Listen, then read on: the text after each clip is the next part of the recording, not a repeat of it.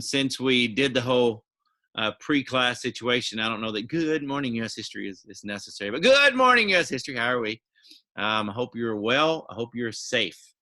And Julian, welcome to class. You missed the good morning, but that's okay. Good morning anyway. Now, let me get the screen shared. I don't know if in the future we're going to move to any type of online classes at all at Corinth. We may. So I may have to get much more adept at doing this than I currently am. But I think this is working out fine to a degree. Let me just jump right in where we were when we left, because I had begun to explain this like towards the end of our session together on Monday. And I don't know that I communicated it well enough to you. I really need, if you're going to understand this time period, I need to break this down a little bit. The reason I'm covering this whole Booker T and WEB, by the way, can you hear me? It sounds like I'm breaking up. Are we good? Thank you. Someone's mic is still live, by the way, so we're getting some feedback back. If you can check that for yourself. That way nobody gets embarrassed later. Okay, the reason I'm covering this WEB and Booker T is because I need you to understand that in the Southern Black community, for African Americans who had came out of the Civil War, seeing literacy, the ability to read and write, as a tool of power and those in power, meant that especially that Civil War generation, a freedman, and you know when I use the term freedman, to whom I am referring, that is former slaves, right? Okay, were insisted that their children have access to education. And so education not only became a tool for economic opportunity, for cultural and social opportunity, and for political voice, but it also became a tool for the civil rights movement. It was like the vehicle that originally the civil rights movement moved through.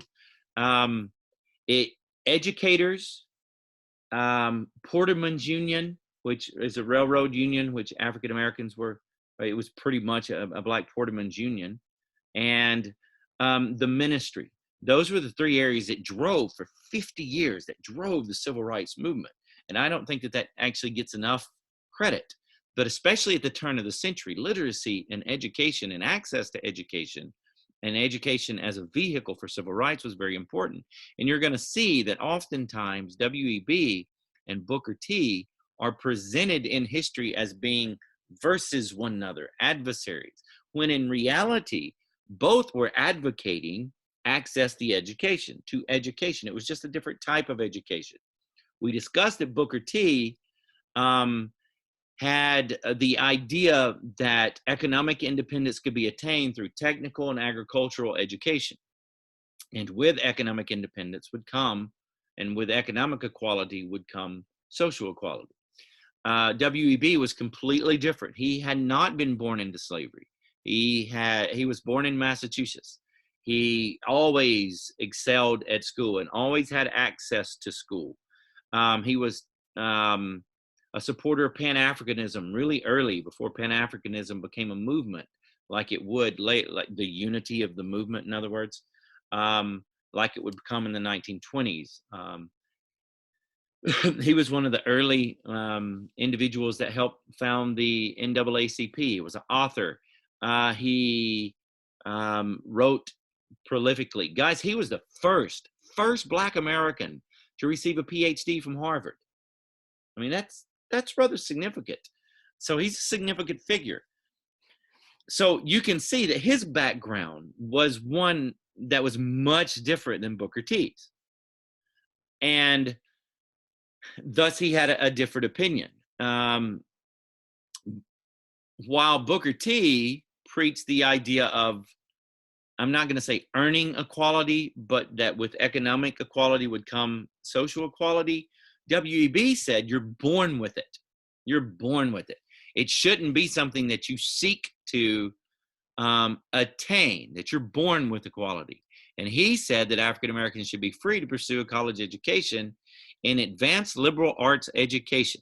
He advocated an idea known as the talented 10th, where the top 10% of African Americans should seek liberal arts degrees in order to better lead their people. Now, do you know what I mean by liberal arts degrees? Anybody have an idea? Brandon, give me an example of a liberal arts degree.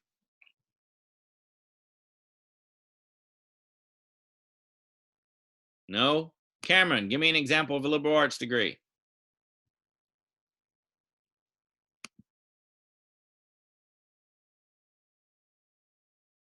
Are you looking it up on Google? Can you hear me? Carson, give me an idea of a liberal arts degree. Anything not pertaining to math or science. Yeah, so literally that would be what? Law, History. language, history, education. Yep, perfect. Thank you.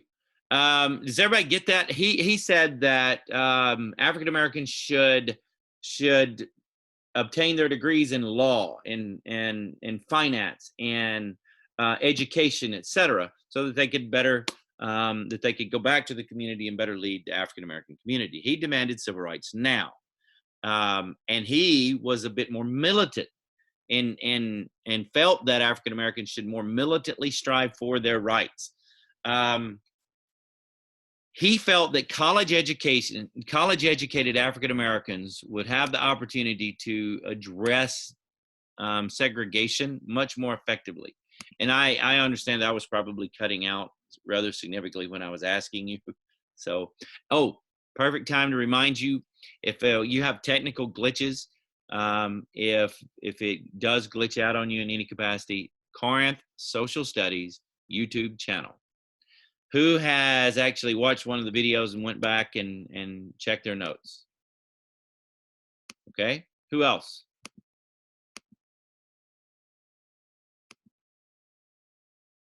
Anna, how about you? You went back and checked your notes? Yes, sir. Yeah, okay. Grace, how about you? No, sir, not yet. Okay. Brandon, how about you?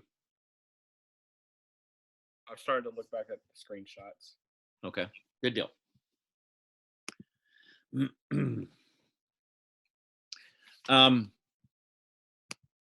He is the one who, now remember that speaking at the Cotton Exposition was a huge ordeal at the time for Booker T. Washington. He literally had an international audience, and he advocated the whole idea of dropping your bucket where you stand, that compromise idea.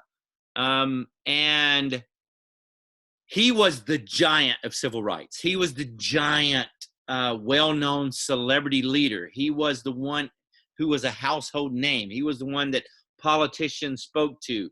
If press needed, if somebody was writing an article, they would contact Mr. Washington to get African-American voice opinion, so to speak.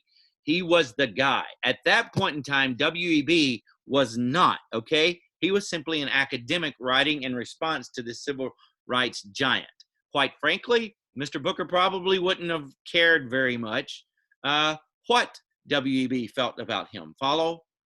Not that insinuates any type of arrogance for Booker T. Washington. I'm just saying they operated in different spheres. Booker T. Washington had the ear of Carnegie and Roosevelt. I mean, he was in that level. He had these major industrialists donating money, etc. W.E.B. was in a protest academic movement. Follow? There's a difference there. But those differing ideas are why history says that they were adversarial in some capacity. They weren't like literally adversarial. Their ideas clashed. But W.E.B. was really harsh in his criticism of Booker T. Washington's approach to civil rights. He said that the nation was conscious bound to provide African Americans with the right to vote, civic equality, and the education of youth. Follow? Okay. There we go. Just in case you did not get some of this, Here we go. Now, the reason you don't know that much about W.B. Du Bois, many of you probably have been in a high school, in a town where you've seen a high school. It was Booker T. Washington High School. It's like every city has a Booker T. Washington High School. There are Booker T. Washington boulevards and Booker T. Washington libraries, but you see very few W.B. Du Bois high schools. You see very few things named after W.B. Du Bois. Anyone know why? Well, at the height of his power, go ahead. I was just going to guess he became communist at the end of his life. Yeah, you're exactly right. Towards the end of his life, he became convinced that the only way that the American, African-American, the American black population could ever achieve true equality was through communism, okay? And you got to keep in mind that at the end of his life was at the height of the Cold War. And history was not kind to Americans who were communist, right? And at the height of the Cold War. Despite being one of the founders for the NAACP, despite being an influential author writing key foundational pieces like Black Reconstruction, The Souls of Black Folk, etc., despite all of that, because he had moved to Ghana in retirement to live as a communist, and that's where he died, history books aren't really kind to him, okay? So gradually gain rights, full civil rights now. And here for later screenshot opportunity. Remember that he was one of the leaders of the Niagara movement.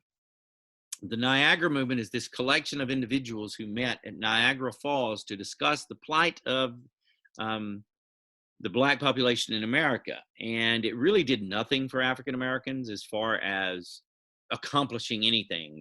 They put out a manifesto. Well, I say manifesto, this list and this writing and all that, but it didn't really do anything.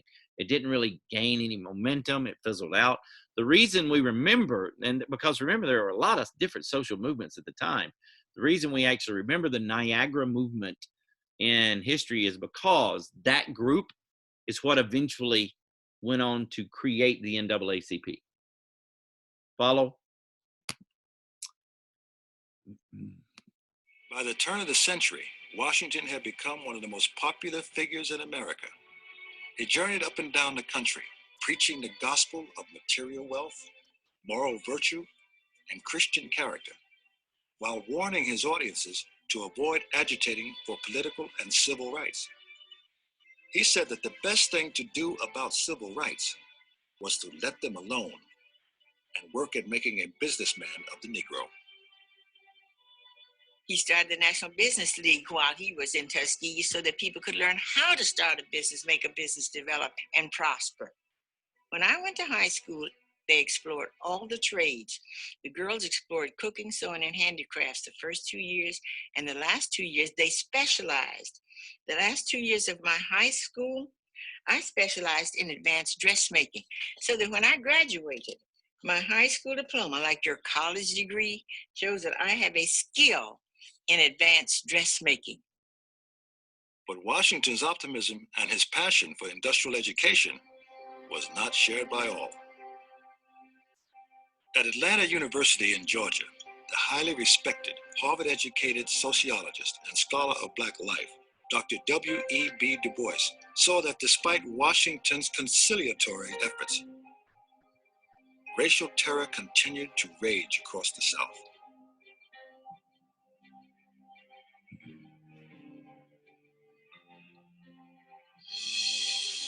Although Du Bois had once supported Washington's program, he decided the time had come to challenge him.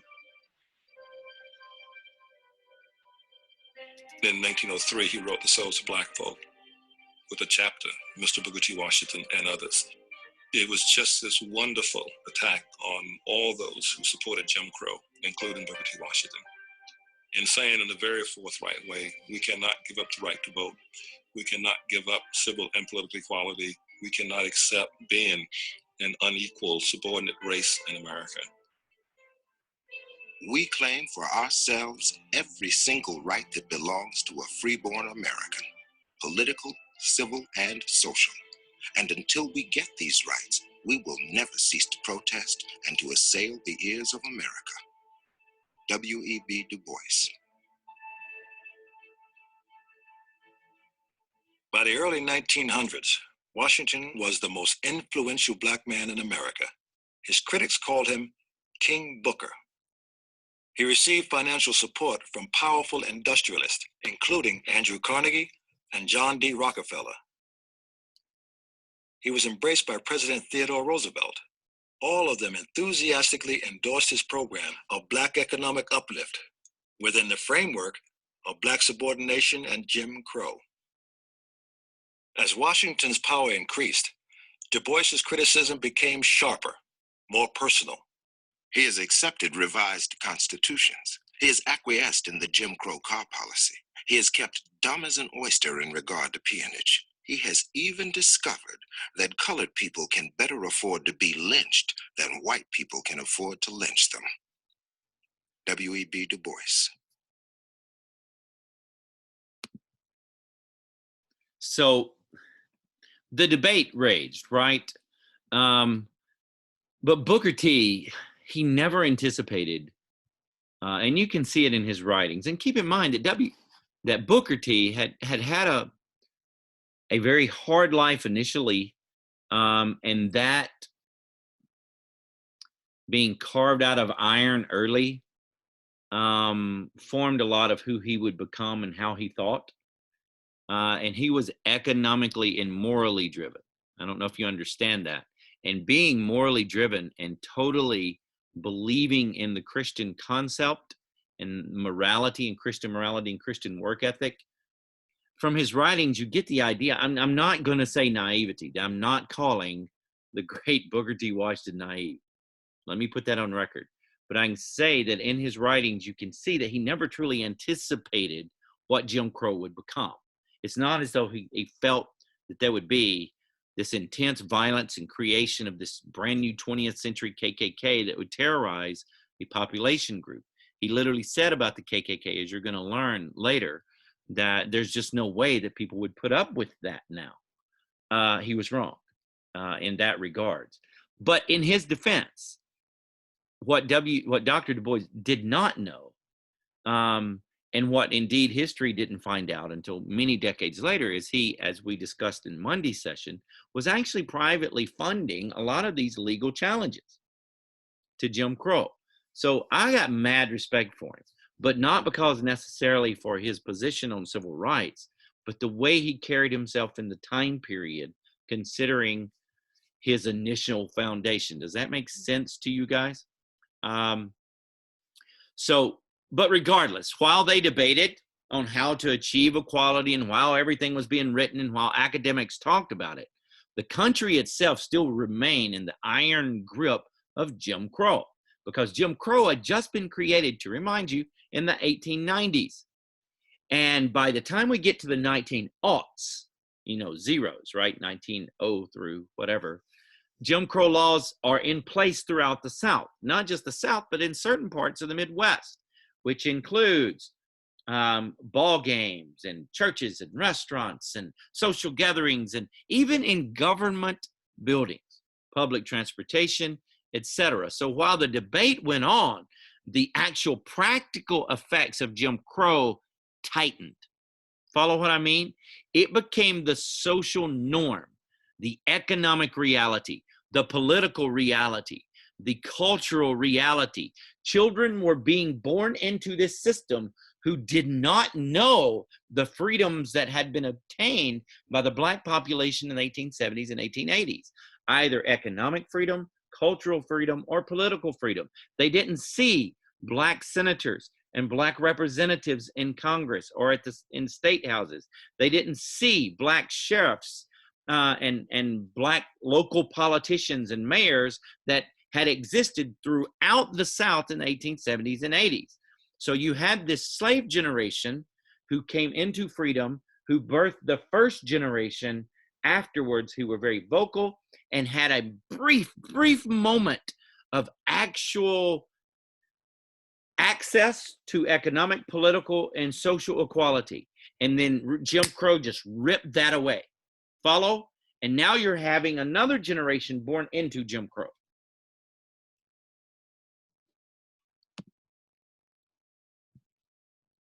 And of course, it's not available. Why wouldn't it be? But I'll remind you that this wasn't just in the South. We have covered civil rights history for you guys since you entered school. In Mississippi, despite the reputation of Mississippi, we have a fantastic core curriculum in our social studies that centers around or has as a major part of one of its major strands, civil rights. And you can understand why in Mississippi and Alabama and Texas and Tennessee, why we would have that as such a strand. And so you have done projects going back to second or third grade, poster projects, and you have studied some of the great figures of the civil rights movement, etc. So in the South, we're fully aware of, to a degree, the Jim Crow situation that existed. And in the South, it was called de jure segregation. Anybody have a clue of what that means? Want to guess? Like, Jure sounds like what? Go ahead, George. like of the jury, Meaning? or like everyone was actively pushing it. Like it was even juries would side on the side Okay, of. that is based on the original line. That's fantastic interpretation of it, and I commend you for understanding language in that way. But basically, guys, it just means as a matter of law. Okay, in other words, it was legal. It was literally legislated. The legal system and court system supported this system of segregation. Follow? By law. But does that mean that the North was in some type of wonderful utopia for African Americans in the early 20th century? No. There were lynchings in the North. There were KKK chapters throughout the North, which we'll get to. There were riots in the North. There were acts of violence and massacres in the North. And there was widespread generational racism throughout the country. In the North, it was just, in other areas of the country outside of the South, it wasn't de jure segregation. Like states didn't change their constitutions. It was de facto segregation, which means it's just simply a matter of fact, a matter of practice. You just knew that that was the black hotel and that was the white hotel. Law didn't tell you. You just knew that was the black side of this particular cultural institution and that was the white side. Follow? So that's the de facto segregation versus de jure. And out of this was born the NAACP, which you wrote an essay about, right? Chase, do you remember any of the reasons you gave for the creation of the NAACP? I actually do not. Does anybody remember the Niagara movement as being a part of that? See, this is where I would have given you that video assignment, which I have decided not to do. We're not going to do that. Let me blank that out for a moment. Guys, I want to stop here for the day. You were really helpful to me early on before we began the recording, and I thank you for that. There are no active assignments right now.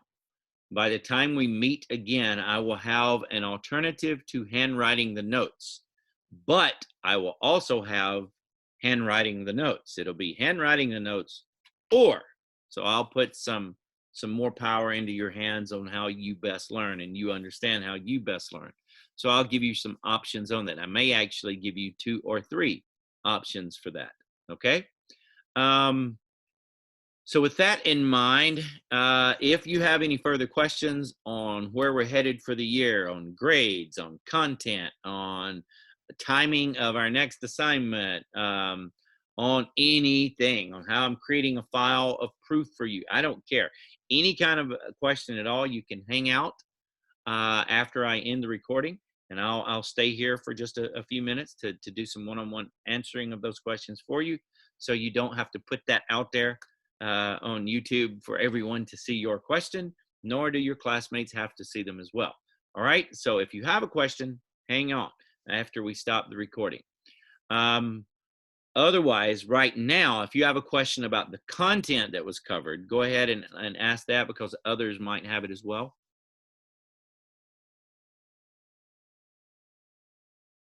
Okay, guys, as always, this video will be available on the Corinth Corinth High School Social Studies channel. And it'll be labeled with today's date and time. And it'll be basically the replay of today's class. Friday, as always, I will send you an invitation on Canvas for class. It is only for answering of questions, okay? I'll be just sitting here reading the news, waiting on somebody to log in. A couple logged in last week, and you saw that I was doing exactly that. Just waiting to see if anybody has a question. So I'll be here as my office hours, so to speak, available for questions on Friday. Otherwise, I hope that you and your family are doing well. Hope that you're doing well. Stay patient, stay safe, use them big old brains that God gave you to make smart decisions. As always, make smart decisions. And guys, I love you, and I'm praying for you. Stay focused is the right word. We're going to get there. Now, if you have no more questions, I wish you a wonderful day, and I'll see you next time I see you. Later, Gators.